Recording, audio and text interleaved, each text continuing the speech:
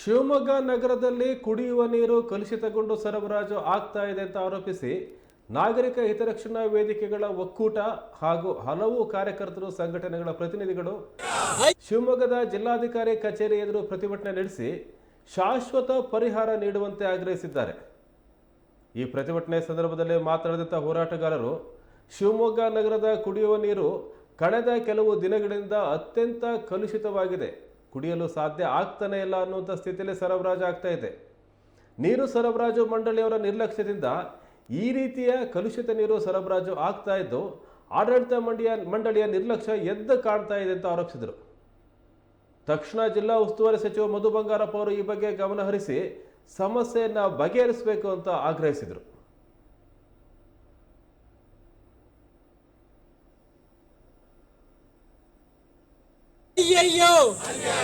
ಬೇಕೇ ಬೇಕು, ಬೇಕೇ ಬೇಕು, ಶಾಶ್ವತ ಪರಿಹಾರ ಬೇಕು. ಬೇಕೇ ಬೇಕು,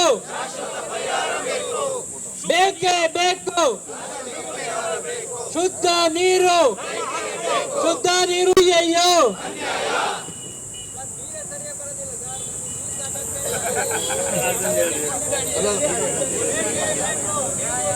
ಬೇಕೇ ಶುದ್ಧ ನೀರು, ಶುದ್ಧ ನೀರು, ಶುದ್ಧ ನೀರು ನಮ್ಮ ಹಕ್ಕು, ಶುದ್ಧ ನೀರು ನಮ್ಮ ಹಕ್ಕು, ಶುದ್ಧ ನೀರು ಬೇಕೇ ಬೇಕು, ಬೇಕೇ ಬೇಕು.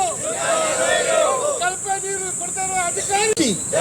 ಭಾರತ್ ಮಾತಾ ಕಿ ಬೇಕೇ ಶುದ್ಧ ನೀರು, ಬೇಕೇ ಬೇಕು, ಶುದ್ಧ ನೀರು, ಶುದ್ಧ ನೀರು, ಕಲುಷಿತ ನೀರು. ಜಿಲ್ಲಾಡಳಿತದ ವ್ಯವಸ್ಥೆಗೆ ಶುದ್ಧ ನೀರು ಕೊಡಲು ವಿಫಲವಾಗಿರುವ ಮಹಾನಗರ ಪಾಲಿಕೆ ವ್ಯವಸ್ಥೆಗೆ, ಬೇಜವಾಬ್ದಾರಿ ಅಧಿಕಾರಿ ವರ್ಗದವರಿಗೆ ಕಲುಷಿತ ನೀರು, ಶುದ್ಧ ನೀರು, ಶುದ್ಧ ನೀರು, ಬೇಜವಾಬ್ದಾರಿಯಿಂದ ವರ್ತಿಸುತ್ತಿರುವ ಅಧಿಕಾರಿ ವರ್ಗದವರಿಗೆ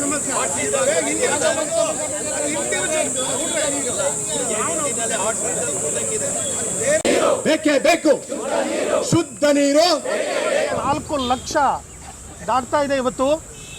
ಕಳೆದ 50-60 ವರ್ಷಗಳ ಹಿಂದೆ ಮಾಡಿರ್ತಕ್ಕಂಥ ಒಂದು ಯೋಜನೆ ಇದು. ಈ ಯೋಜನೆಯಲ್ಲಿ ಇವತ್ತು ಅಲ್ಲಿ ಒಳಗಡೆ ಹೋಗಿ ತಾವೆಲ್ಲರೂ ಕೂಡ ನೋಡ್ಬೋದು.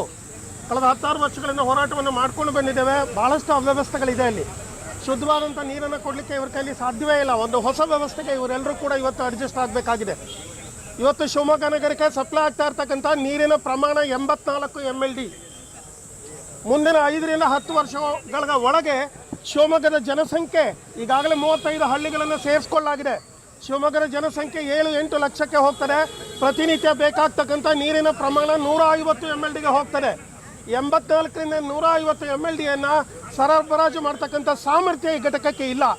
ಹಾಗಾಗಿ ಈ ಕೂಡಲೇ ಸರ್ಕಾರದವರು, ಮಹಾನಗರ ಪಾಲಿಕೆಯವರು, ಜಿಲ್ಲಾಡಳಿತ ವ್ಯವಸ್ಥೆಯವರು ಹೊಸದಾಗಿ ಒಂದು ಘಟಕವನ್ನು ಅಥವಾ ಇರ್ತಕ್ಕಂಥ ಜಾಗವನ್ನೇ ಸ್ವಲ್ಪ ವಿಸ್ತಾರ ಮಾಡಿ ಅಲ್ಲಿ ಎಲ್ಲ ಹೊಸ ಉಪಕರಣಗಳನ್ನು, ಶುದ್ಧೀಕರಣಕ್ಕೆ ಬೇಕಾಗ್ತಕ್ಕಂಥ ಎಲ್ಲ ಮೆಕ್ಯಾನಿಕಲ್ ಡಿವೈಸಸ್ಗಳನ್ನು ಅಲ್ಲಿ ಅಡಾಪ್ಟ್ ಮಾಡ್ಕೊಳ್ಬೇಕು. ಹಾಗೆಯೇ ಒಂದು ಸುಸಜ್ಜಿತವಾದಂಥ NABL ಅಕ್ರೆಡಿಟೆಡ್ ಲ್ಯಾಬೊರೇಟರಿ ಅಲ್ಲಿಗೆ ಬರಬೇಕಾಗಿದೆ. ಈ ಲ್ಯಾಬೊರೇಟರಿಯಲ್ಲಿ ಇವತ್ತು ಇಂಡಿಯನ್ ಸ್ಟ್ಯಾಂಡರ್ಡ್ಸ್ ಪ್ರಕಾರ ಮಾನದಂಡಗಳನ್ನು ಕೊಟ್ಟಿದ್ದಾರೆ. ಈ ಎಲ್ಲ ಮಾನದಂಡಗಳು ಕೂಡ ಅಲ್ಲಿ ಪಾಸ್ ಆಗಬೇಕು. ಶುದ್ಧ ನೀರು ಅಂದರೆ 26 ಪ್ಯಾರಾಮೀಟರ್ಸ್ಗಳನ್ನು ಕ್ವಾಲಿಟಿ ಕಂಟ್ರೋಲ್ನಲ್ಲಿ ಪಾಸಾಗಿ ಹೊರಗಡೆ ಬರ್ತಕ್ಕಂಥದ್ದಿಗೆ ಶುದ್ಧ ನೀರು ಅಂತವೆ. ಅಶುದ್ಧವಾದಂಥ ನೀರಿನಿಂದ ಹಲವಾರು ಕಾಯಿಲೆಗಳು ಇವತ್ತು ಬರ್ತಾ ಇದೆ. ಬ್ಯಾಕ್ಟೀರಿಯಲ್ ಡಿಸೀಸಸ್, ವೈರಲ್ ಡಿಸೀಸಸ್, ಇದೆಲ್ಲವೂ ಕೂಡ ನೀರಿನಿಂದ ಬರ್ತಕ್ಕಂಥ ಒಂದು ಕಾಯಿಲೆ.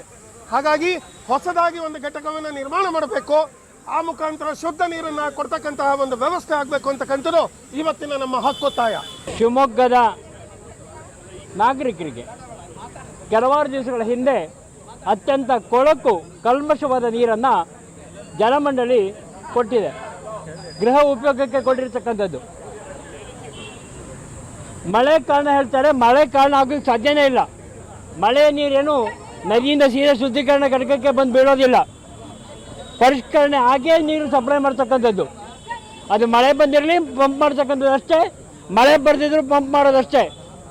ಇಲ್ಲಿ ವೈಫಲ್ಯ ಇರೋದು ಶುದ್ಧೀಕರಣ ಘಟಕದ ನಿರ್ವಹಣೆಯಲ್ಲಿ, ವೈಫಲ್ಯ ಇರೋದು ಸಾಮರ್ಥ್ಯದಲ್ಲಿ. ಸಾಮರ್ಥ್ಯ ಇವತ್ತು ತುಂಬ ಕಡಿಮೆ ಇದೆ ಶಿವಮೊಗ್ಗದ ಶುದ್ಧೀಕರಣ ಘಟಕ, ಮಂಡಳಿಯ ಶುದ್ಧೀಕರಣ ಘಟಕಕ್ಕೆ. ಸರ್ಕಾರಕ್ಕೆ ಕೇಳ್ಕೊಂಡಿದ್ದೀವಿ, ನಮಗೆ ಈಗ ಇದು 50 ಬ್ರಿಟಿಷ್ ಕಾಲದ ನೀರು ಶುದ್ಧೀಕರಣ ಘಟಕ ಅಲ್ಲಿ ವಿಧಾನ ವೈಜ್ಞಾನಿಕವಾಗಿಲ್ಲ, ಇವತ್ತಿಗೆ ಸರಿಯಾಗಿ ಸಾಮರ್ಥ್ಯಕ್ಕೆ ಕೊಡ್ತಕ್ಕಂಥ ಸಾಮರ್ಥ್ಯ ಇಲ್ಲ ಅದಕ್ಕೆ. ಹಾಗಾಗಿ ಹೊಸ ಶುದ್ಧೀಕರಣ ಘಟಕ ಬೇಕು ಶಿವಮೊಗ್ಗಕ್ಕೆ. ಸರ್ಕಾರ ಒಂದು ಬಿಡಿಗಾಸು ಕೊಟ್ಟಿಲ್ಲ. ಇದು ನಮಗೆ ತುಂಬ ನೋವಿದೆ. ನಮಗೆ ಈ ನೋವನ್ನು ಪ್ರತಿಭಟನೆ ಮಾಡ್ತಾ ಈ ಕಾರಣಗಳಿಗೆ ಇವತ್ತು ನಾವು ಕೊಳಕು ನೀರನ್ನು ಕುಡಿತಾ ಇದ್ದೀವಿ, ಕಲ್ಮಶವಾದ ನೀರನ್ನು ಕುಡಿತಾ ಇದ್ದೀವಿ. ಇದಕ್ಕೆ ನಮ್ಮ ತೀವ್ರವಾದ ಪ್ರತಿಭಟನೆಯ ಎಚ್ಚರಿಕೆಯನ್ನು ಇವತ್ತು ಕೊಡ್ತಾ ಇದ್ದೀವಿ. ಇದು ದೊಡ್ಡ ಹೋರಾಟ.